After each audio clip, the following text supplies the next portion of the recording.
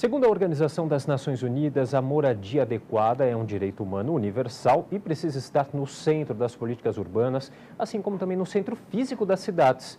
Estima-se que São Paulo tenha um déficit de mais de 300 mil moradias. E para falar sobre os problemas relacionados à habitação na nossa cidade, conosco aqui no estúdio, a urbanista Daniele Klintovitz, que é coordenadora geral do Instituto Polis. Tudo bem, Daniele? Obrigado pela presença. Boa tarde. Boa tarde. Bom, a gente teve aí a queda lá no prédio no Largo do Paissandu, recentemente, aqui no centro de São Paulo, que evidenciou um dos muitos problemas que a gente tem aí ligados à questão da habitação, né? Uma camada da população que não tem condição aí de custear o aluguel e acabam aí ocupando esses prédios ociosos, né? Como resolver essa equação, esse problema complexo?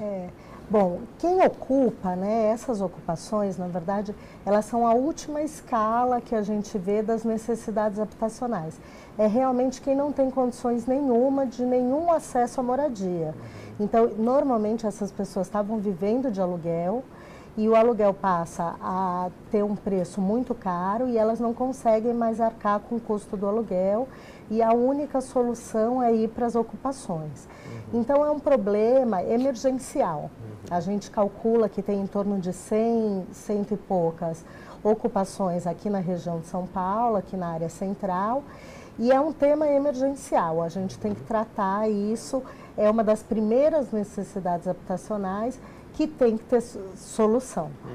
A solução mais adequada é a solução de locação social, que é uma política que usa edifícios que estão vagos para colocar essa população com subsídio de aluguel.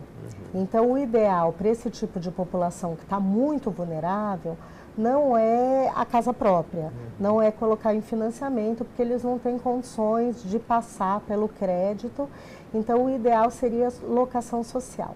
Para isso, é fundamental que tenha uma política que torne esses edifícios viáveis para habitação.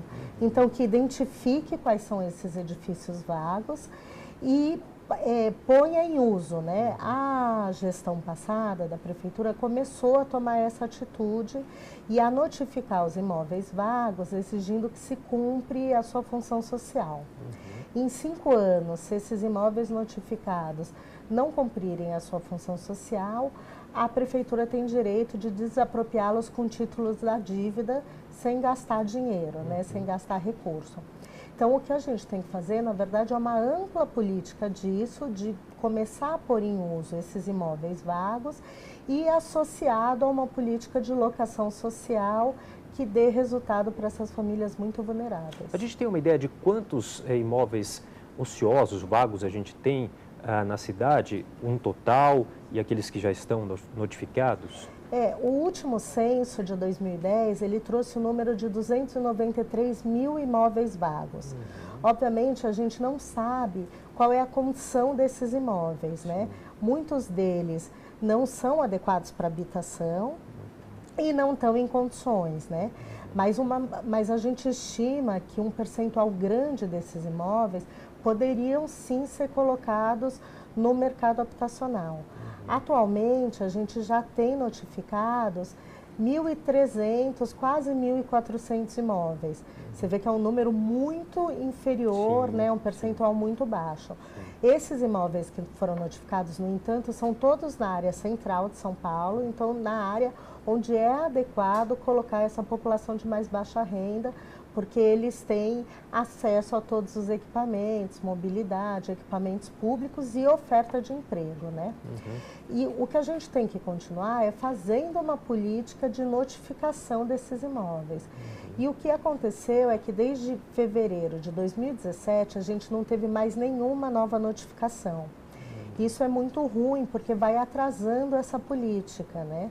Então, o que a gente deveria é ter, na verdade, um avanço dessas notificações e identificação de quais são esses imóveis que estão vagos e que a gente poderia usar para a política habitacional. Tá certo. Olha, a gente vai fazer um rápido intervalo. A Daniele, ela continua aqui com a gente no próximo bloco.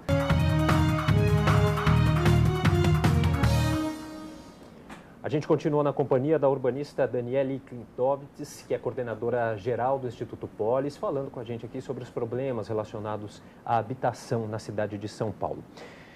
Daniele, a gente tem uma outra questão, além desse déficit habitacional. A cidade possui aí pelo menos outros 830 mil domicílios localizados em assentamentos precários ou em outras situações, né, que necessitam de uma regularização fundiária e de algum tipo de melhoria, né?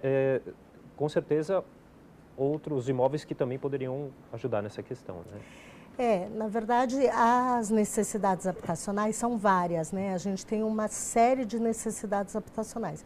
A questão dos assentamentos precários é uma questão muito grave também em São Paulo e que a gente não pode pensar só em regularização fundiária.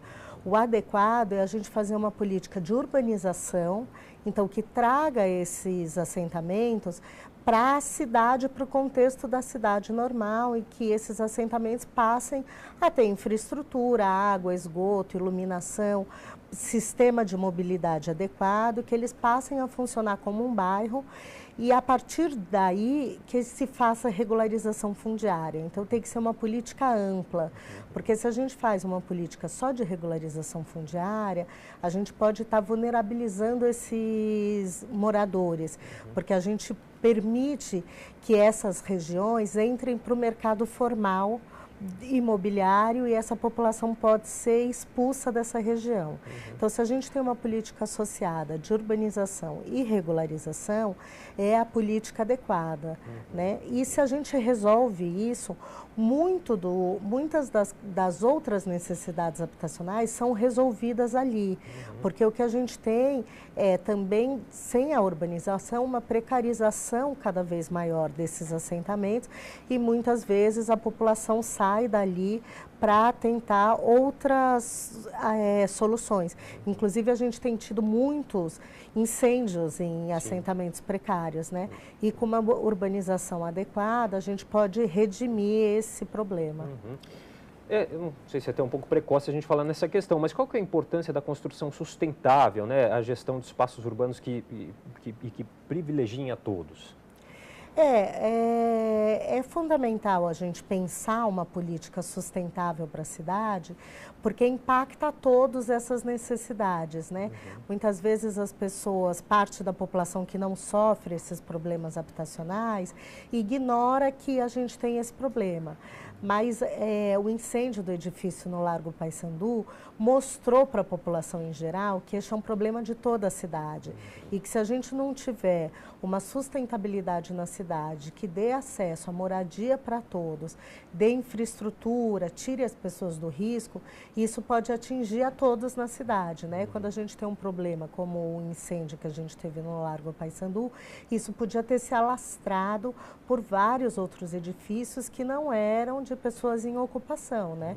Que eram de pessoas que estavam morando ali regularmente. Tá certo. Daniele, queria agradecer muito a sua participação. A gente conversou hoje aqui com a Daniele Klintovitz, que é coordenadora geral do Instituto Polis, também urbanista, conversando um pouquinho com a gente aqui sobre a questão da habitação em São Paulo. Muito obrigado. Obrigada.